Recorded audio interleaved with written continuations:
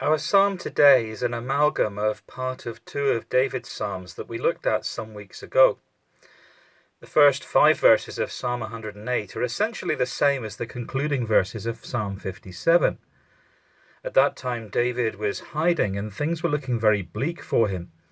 And yet he finds that the one who fills his mind with God can sing his praise no matter what. The end of Psalm 108 is the same as the end of Psalm 60, a psalm which was associated with the victory over the Edomites, although it reads as a psalm about a nation in defeat. David looks back to a place of devastation and loss and acknowledges that every victory has come not from Israel's own strength, but from the hand of the Lord. So David knew that in the end, human strength and intellect is flawed, temporary, and transitory, and that we succeed only by the wisdom of the God of justice and mercy. From being a nation in defeat that had forgotten the Lord, Israel's success comes only through the Lord. David knew that a nation that forgets the Lord is lost. Well, today's combination of parts of these two psalms reaffirms that righteousness depends upon our own turning to God and making his purpose our goal for living.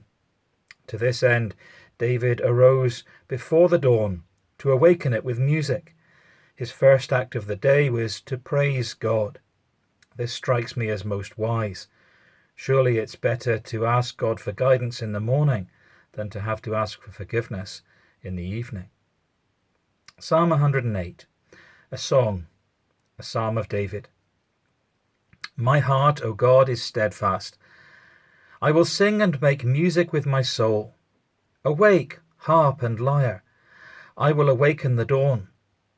I will praise you, Lord, among the nations. I will sing of you among the peoples. For great is your love. Higher than the heavens, your faithfulness reaches to the skies.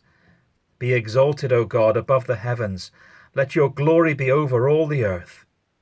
Save us and help us with your right hand, that those you love may be delivered. God has spoken from his sanctuary.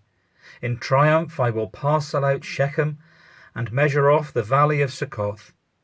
Gilead is mine, Manasseh is mine.